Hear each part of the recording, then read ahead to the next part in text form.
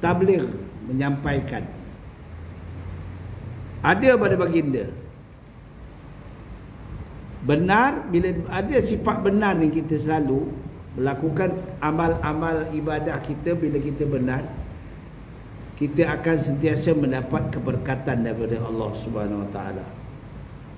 Dalam kita melakukan ibadah juga, dalam kita melakukan kerjaya kita juga hari-hari. Walaupun orang tak nampak, tapi Allah nampak. Masalahnya ni, kita nak lari dari mana?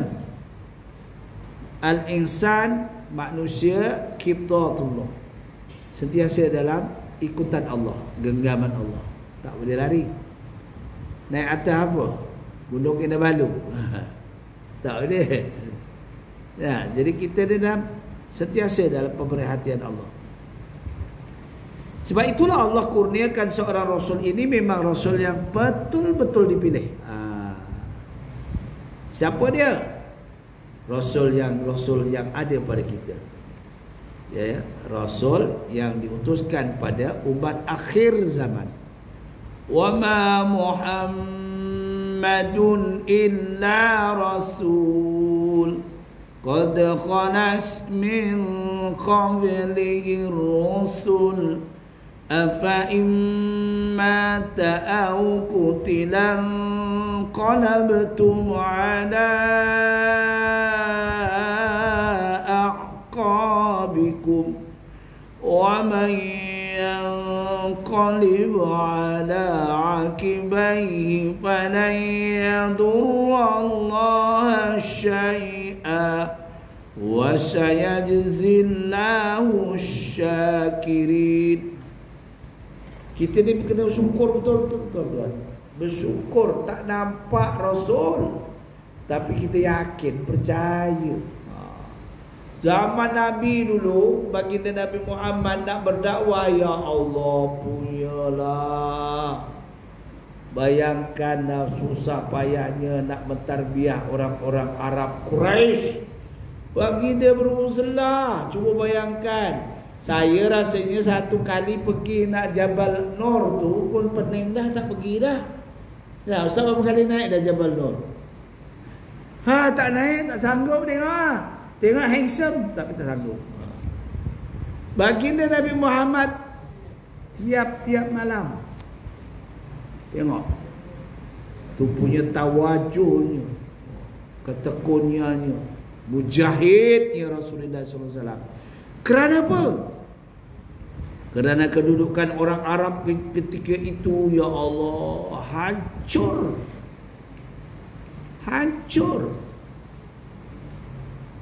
Ya.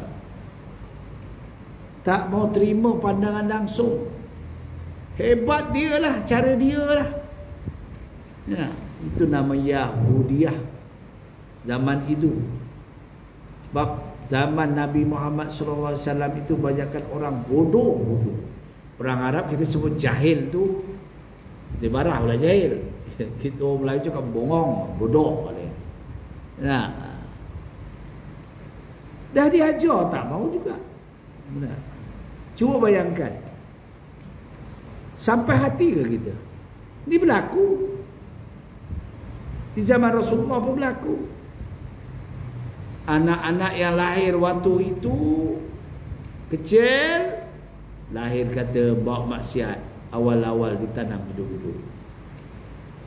Tu apa cerita ni? Nak wanita agak dia elok sikit, dibeli, kemudian jadikan gondek.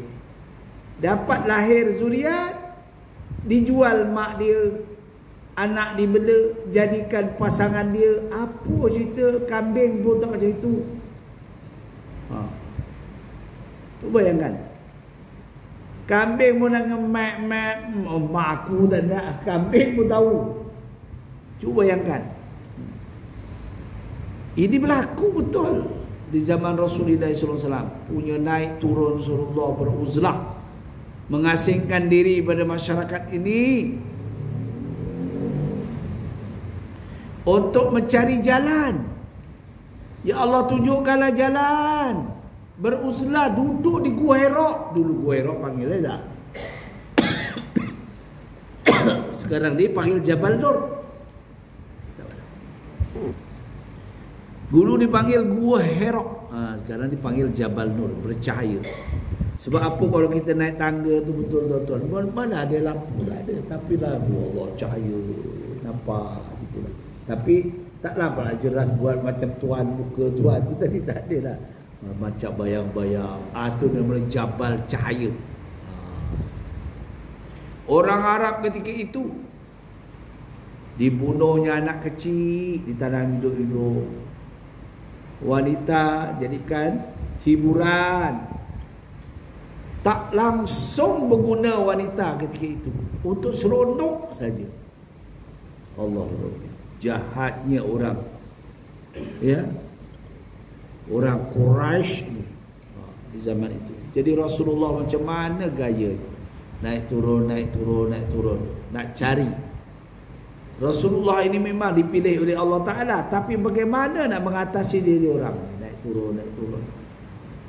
Pada satu malam, Rasulullah didatangi oleh Jibril alaihissalam dengan kalimah tauhid Al-Quran. Qul Iqra bismi rabbikal ladzi khalaq. Bacalah olehmu wahai Muhammad. Mana nak baca? Tak pernah belajar. Ya, tuan-tuan. Bismillahirrahmanirrahim. Tak pernah belajar. Rasulullah jawab, ana ma'adri, aku tak tahu. Jibril alaihissalam peluk Rasulullah sekuat-kuatnya, geletak Rasulullah. Cuba bayangkan, ketika itu Jibril menyerupa muka manusia. Muncullah menyerupa manusia. Kalau menyerupa muka jin, tak tahulah. Tuan kalau meluka manusia, insyaAllah. Kalau meluka jin, tak datang lagi masa surah ni. Taubat lahum nak datang. Ya tak? Assalamualaikum Ustaz. Salam. Astagfirullahaladzim, siapa ni? Tuan mesti besarnya. Jin besar bukan kecil. Tapi kalau muka tu, tak? Macam muka Abang Mat radio, tu tak puas. Abang Mat punya. Lambat sikit. Ini besar tinggi, ya Allah, tak kenal. Dengan wajahnya tak berapa handsome. Rasulullah jawab, ana ma'adri, aku tak boleh baca. Ini cara ringkas saja. Lalu diajarkan oleh Jibril alaihissalam, Iqra bismi rabbikal ladzi khalaq. Baca olehmu dengan nama Allah yang telah menciptamu, ya Muhammad. Rasulullah kata, ana ma'adri, aku tak tahu.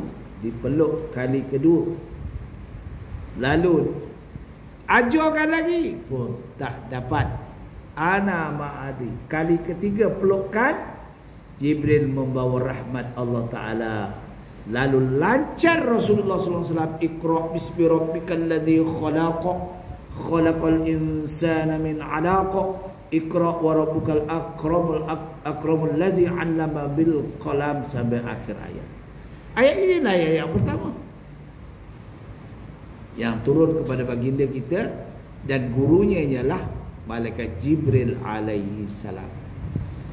Apa disuruh kita baca? Baca dulu. Apa pun kita nak nuntut ilmu, kena baca. Mesti membaca. Orang baca ya tak podo-podo. Kena baca. Ilmu ni berasalnya daripada bacaan. Ya, kalamullah. Itulah ilmu ni daripada Al-Quran dan hadis. Jelas ya hadisnya Rasulullah sallallahu alaihi wasallam. Baik. Jadi sebagai satu huraian, arti Rasul-Rasul itu wajib dipercayai kerana Rasul itu bersifat jujur dalam tugas menyeru manusia, kecuali menyeru manusia ke jalan Allah. Mereka adalah manusia yang boleh dipercayai sesuatu apa pun tugas yang diserahkan kepadanya, tidak pernah mungkir, dan dia tidak pernah melakukan kesalahan, sama baik yang lahir ataupun yang batin. Mereka tidak sekali-kali melakukan, iaitu penipuan atau penyelewengan terhadap hukum-hukum yang telah diperintahkan oleh Allah Ta'ala. Kurang tidak, lebih tidak. Kurang tidak, lebih tidak. Sebab itu Nabi mempunyai sifat sodik. Sodik apanya? Tabligh apa yang disampaikan. Sodik apa yang disampaikan oleh Rasulullah, tidak ditambah, tidak dikurang. Dan baginda mempunyai sifat yang ketiga dinamakan sifat amanah. Walau macam mana pun ancaman daripada kaum musyrikin, tetap dihadapkan, sehingga baginda Nabi Muhammad dihalau daripada kota Makkahul Mukarramah, tempat lahir baginda sendiri. Yang menghalau itu kerabat dia, kerabat Rasulullah SAW.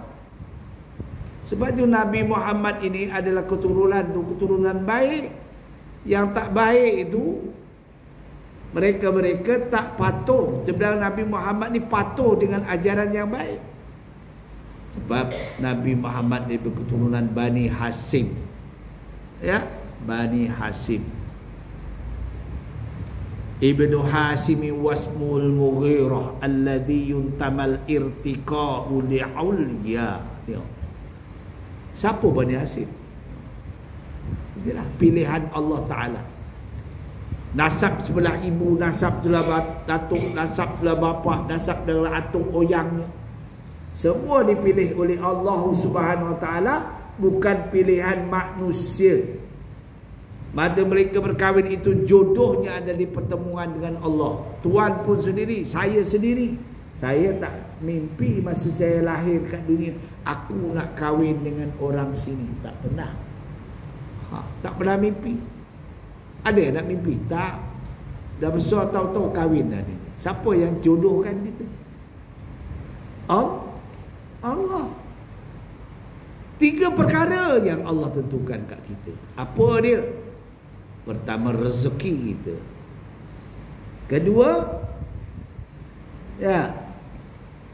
Kedua adalah usia kita. Ajal panjang ke pendek? Panjang ke pendek? Yang ketiga, untung nasib, untung sebaliknya.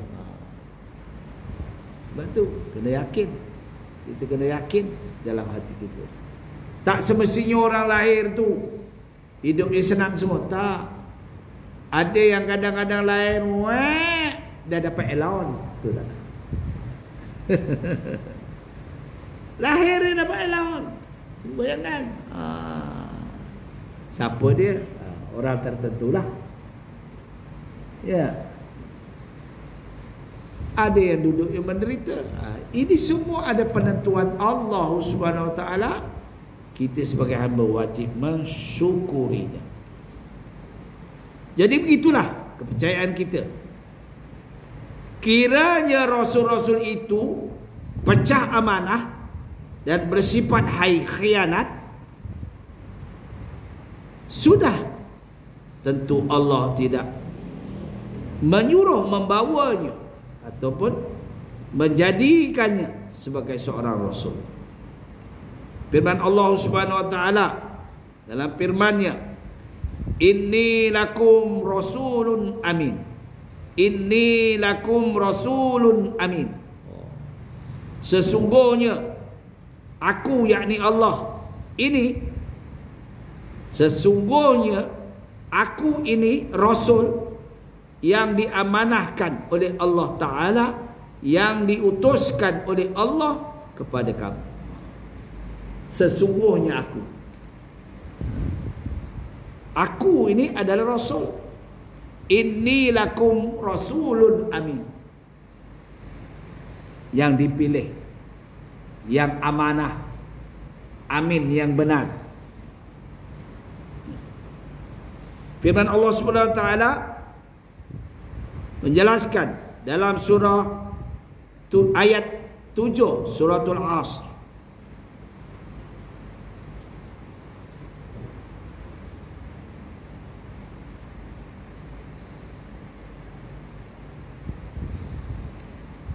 Wa ma alaukumur rasul. Mata tak boleh jelas. Wa ma ataukumur rasul fakhuzuhu wa ma atakum anhu fantahu fakhuzuhu wa ma atakum anhu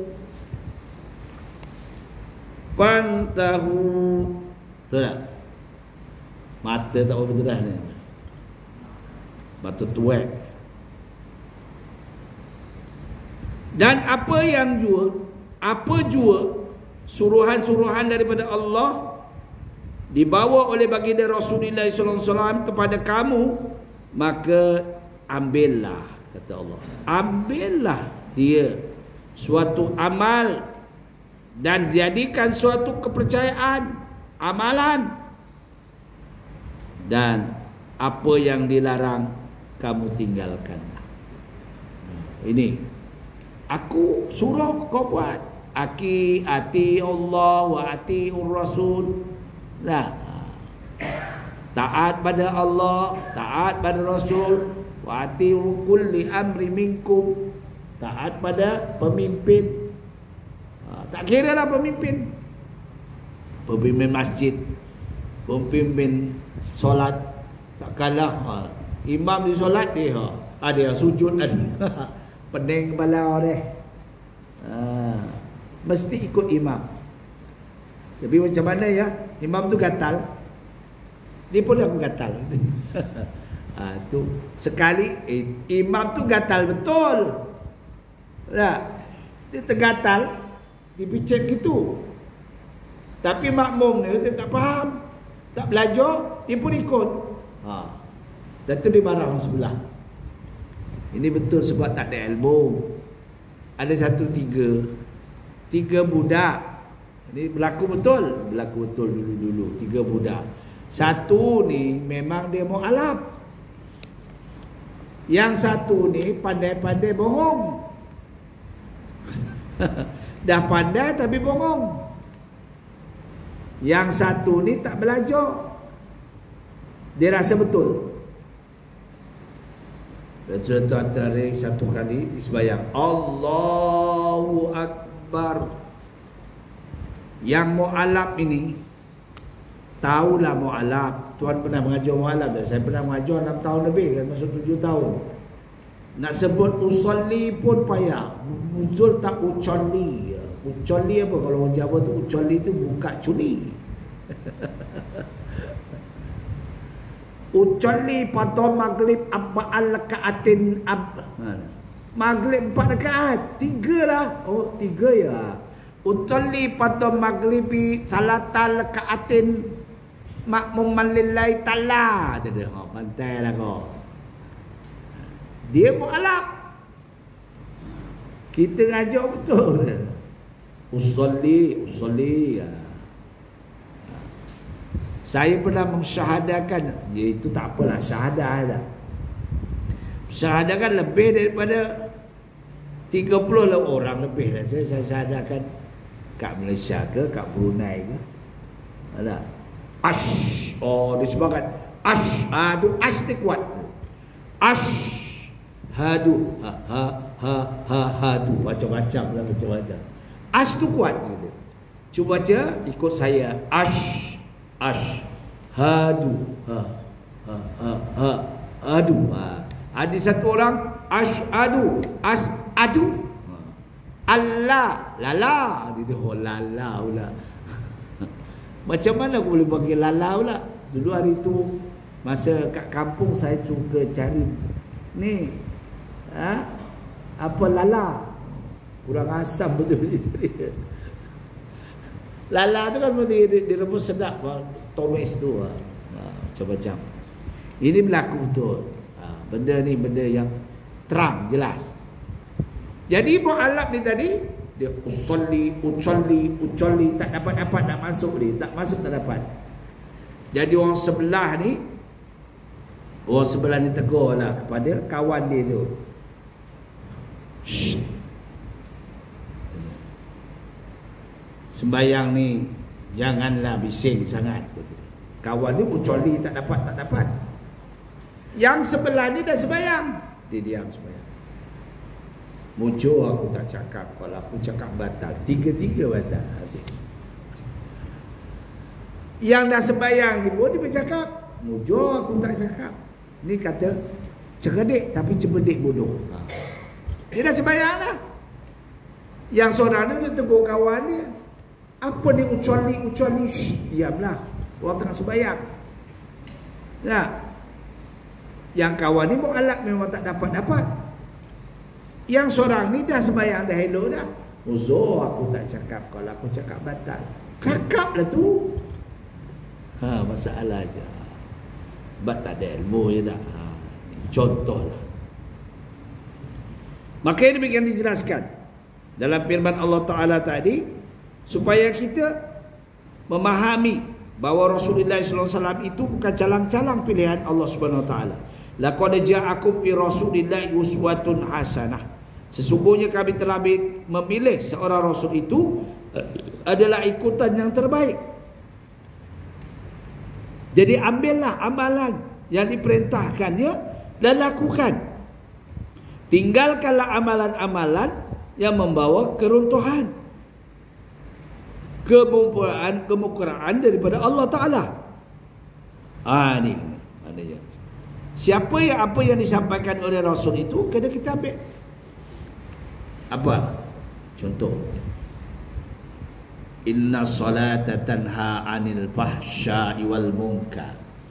Sesungguhnya sembahyang itu boleh mencegah daripada keji dan mungkar. Macam mana kita nak ngelanggar keji dan mungkar kalau kita sendiri tak menunaikan apa yang dihajati dalam sebelum menunaikan sembahyang? Permakanan kita macam mana? Hasil mausul kita daripada mana?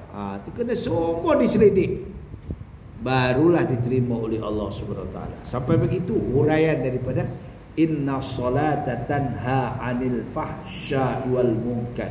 Kita tahu maknanya, sesungguhnya sembahyang itu boleh mencegah daripada perkara yang keji dan mungkar. Itu dia punya dialog Al-Quran, makna, natijah. Tapi dari mana kita boleh dapat ni? Yang kita boleh daripada menolak perkara keji dan mungkar ini. Sedangkan kita nak sembahyang, tapi kita lagi buat maksiat. Dalam mati kita nak sembahyang, kita tengok lagi WhatsApp yang tidak bermanfaat. Kita tengoklah berdikot tok tak yang tak memberi manfaat untuk kita. Macam mana kita nak bulat hati menghadap Allah Ta'ala? Sedangkan Allah firman dalam surah Al-Mu'minun, qad aflahal mu'minun allazina hum li salatihim khashi'un. Sesungguhnya berjaya orang yang sembahyang itu apabila dia mendirikan sembahyang dia khusyuk. Nak khusyuk aja Allah. Bergelombang pemikiran. Ni berpunca di mana? Macam-macam tuan-tuan. Allah, jangan kata Tuhan, saya pun kalau tak istighfar banyak-banyak, Qul a'udzu birabbin nas habis 3 kali pun tak hilang ya. Allah, syaitan dulu khannas punya dia. 3 kali, bukan ada 3 kali, 7 kali baca An-Nas tu, Al-Khannas tu. Ya Allah, cekadik dia masuk. Dia boleh melalui darah kita tu. Allah, itulah kita sembahyang kita ni belum. Hanya kita husnuzon, mudah-mudahan Allah terima. Yalah, dah usia-usia macam ini, kubur tak bila nak datang tak? Bukan kubur nak datang kita nak datang kubur. Kalau kubur datang kita, susah je. Jadi Kita kena ingat-ingatlah. Huraian sifat menyampaikan. Kata berarti insya-Allah. Sebagaimana yang termaklum bahawa tugas utama para rasul itu iaitu menyampaikan perintah-perintah Allah SWT kepada manusia. Maka tidak ada satu pun perintah yang tidak disampaikan oleh baginda Rasulullah SAW. Walaupun menjalankan tugas iaitu membahayakan dengan penuh dedikasi, ketabahan hatinya, iaitu memperduli segala apa yang berlaku ketika itu. Pada orang-orang yang menentangnya, mereka menjalankan juga walaupun ditentang, walaupun dihalau, tapi Rasulullah tak pernah kecil hati. Ini untungnya Nabi Muhammad. Nabi Muhammad satu orang Rasul tak pernah mengadu ke Allah. Nabi Musa ngadu. Ngadu maknya tu. Aku tampar sampai aku tampar orang Yahudi mati. Mengadu. Rasulullah seorang Rasul yang tak pernah mengadu. Cuba bayangkan. Itulah sampaikan satu masa nanti insya-Allah kita di padang mahsyar telah dikumpulkan semua umat-umat terdahulu sampailah kepada baginda Nabi Muhammad sallallahu alaihi wasallam. Maka masing-masing menunggu bilalah nak dibacara, bilalah nak dibicarakan. Kami dah duduk di padang mahsyar ini ya Allah bermacam-macam passion. Ada yang peluknya atas daripada kepala, ada yang peluknya di bawah kaki, ada yang peluknya Allah sampai badan kita pun dah tak nampak dengan dibanjiri oleh peluk. Dahlah panasnya itu sejengkal daripada kepala. Cuba bayangkan. Ketika itu masing-masinglah umat terdahulu mengadu kepada Rasulnya, maka semua tak sanggup. Nabi Adam tak sanggup, aku pun pernah buat salah. Ya. Nabi Musa aku pun tak pernah buat salah. Semua nabi-nabi. Akhirnya kau berjumpalah seorang nabi yang mulia, yang sabar. Ya. Apa dia bukti ni? Wa ka'ayyim min nabiyyin qatala ma'ahu ribbiyuna katsir fama wahanu lima asabahum fi sabilillah wa ma da'ufu wa mastakanu wallahu yuhibbus sabirin. Tengok. Tak, Nabi sayang betul lah kita tu kan.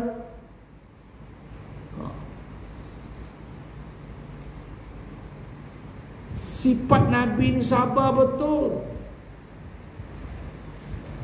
Ini Nabi Muhammad. Dalam perang Uhud Nabi terpanah, sabar dia. Luka teruk. Sehingga kan sahabat katakan Nabi tak wafat. Ayat dia, wa ma kana li nafsin an tamuta illa bi iznillahi kitaban muajjala. Nah, Nabi kata Umar, Nabi dah dibunuh, semua dah menganggap Nabi Muhammad itu sudah wafat. Tapi Nabi itu diselamatkan oleh Allah Ta'ala, lalu dia diselamatkan oleh anaknya yang bernama Sayyidatina Fatimah ketika di Jabal Uhud. Tapi lukalah Rasulullah ketika itu. Orang ingat dia dah wafat. Sedih, semua orang menangis. Para sahabat semua menangis, menderita. Kalau ya wafat bagaimana? Sedangkan ketika itu Sayyidina Hamzah memang gugur, terbunuh, ditikam oleh Wahsy. Siapa Wahsy itu? Ustaz tahu Wahsy itu? Wahsy itu adalah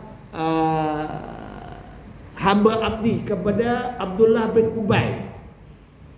Abdullah bin Ubay itu munafik kan? Anak Abdullah bernama Abdullah bin Ubay. Itu orang Madinah tapi munafik. Dia buruk-burukkan Rasulullah. Sehingga kan kata Abdullah bin Ubay, "Ai Wahsy, Aku kalau boleh bunuh Muhammad itu dalam peperang Uhud ni, aku merdekakan kamu. Wahsy semangatlah merdeka upaya. Rupanya yang terbunuh ialah siapa? Hamzah bin Abdul Muttalib. Ketegal dalam keadaan ya kalang kabut, maka Sayyidina Hamzah, kau keluar. Disuruh Rasulullah kerana perjuangan masih jauh. Maka Nabi Muhammad keluar, turun daripada Jabal Uhud, dari belakang disambut oleh anaknya Sayyidatina Fatimah. Punya cergaslah perempuan dulu ya, cuba bayangkan. Anak kepada Abu Bakar Siddiq, punya cergas saja. Oh, semua. Siapa dia? Anak Abu Bakar Siddiq. Ada satu ustazah kita kenal nama dia. Dia tak nama dia. Itulah anak Abu Bakar Siddiq. Banyak dulu perempuan-perempuan yang cergas dalam peperangan. Itulah. Begitulah selain daripada Sayyidatina Khadijah radhiyallahu anha. Baik. Jelas. Dengan itu, kiranya mereka tidak menyampaikan segala perintah Allah SWT itu, maka dengan sendirinya lucut jawatan Rasulullah SAW dikurniakan kepada Allah daripada Allah Ta'ala. Hal ini bertentangan dengan perintah Allah. Allah takkan. Sebab walau bagaimanapun baginda Nabi tidak akan undur diri. Ya, sebab itu 4 yang ada sikapnya. Pertama, baginda mempunyai sifat shadiq, kedua amanah, kedua tabligh, menyampaikan apa yang disampaikan oleh Allah. Ketiga, amanah, tidak dikurang, tidak ditambah. Yang ketiga, yang keempatnya, cerdik Rasulullah cara mentadbir. Tengok pemerintahan Islam hari ini, hasil daripada Rasulullah sallallahu alaihi wasallam. Cerdik. Nah, inilah apa susunan pentadbiran mengikut ya Rasulullah sallallahu alaihi wasallam. Perjuangan Rasulullah sallallahu alaihi wasallam. Jelas. Diceritakan surah Al-Maidah ayat 67. A'udzu billahi minasyaitonir rajim. Ya ayyuhar rasul balligh ma unzila ilaika min rabbik. Wa illam taf'al fama ballaghta risalatahu. Wallahu ya'isuka minan nar. Innallaha la yahdil qaumal kafirin. Wahai Rasul-Rasul, sampaikanlah apa yang telah diturunkan kepada kamu dari Tuhanmu Allah SWT. Jika engkau tidak melakukannya dengan untuk menyampaikannya semuanya itu, maka bermakna tiadalah engkau menyampaikan pertolongan Allah SWT juga. Tengok. Jadi kita hari ini kita banyakkanlah berdoa betul. Saya hari-hari kalau boleh kita berdoa sebelum tidur, mintalah Palestin tu selamat. Kita ingat dalam peperangan Badar. Ingat tak dalam peperangan Badar? Islam ketika itu 313, kafir 1000 orang. Macam mana boleh kalah kafir yang cukup dengan tenaga? Tak mustahil hari ini. Kalau Allah izinkan, biiznillah. Faman fi'atin qalilatin khalabat fi'atan katsiratan biiznillah wallahu yudha'ifu liman yasha wallahu wasi'un alim. Tak mustahil. Jadi kita berdoalah kepada Allah Taala hari-hari. Ya, baca doa, kunut, ya, kita aminkan sungguh-sungguh dalam hati itu. Apa dibaca oleh imam tu kita amin, minta betul-betul supaya Allah. Sedih tuan-tuan, hari-hari anak, ya Allah, isteri, ya Allah, saya menangis, tapi tak bolehlah, gastrik pula kuat jadi. Dahlah kita gastrik. Nah, tengoklah, saya tak tengoklah benda-benda TikTok macam tu. Ya, doa pada Allah Taala. Selamatkanlah saudara Islam kami, ya Allah, mudah-mudahan. Jadi setakat itulah perkongsian kita. Mudah-mudahan yang baik itu manfaat untuk kita bersama. Mana kekurangan saya, memohon maghfirah Allah Ta'ala.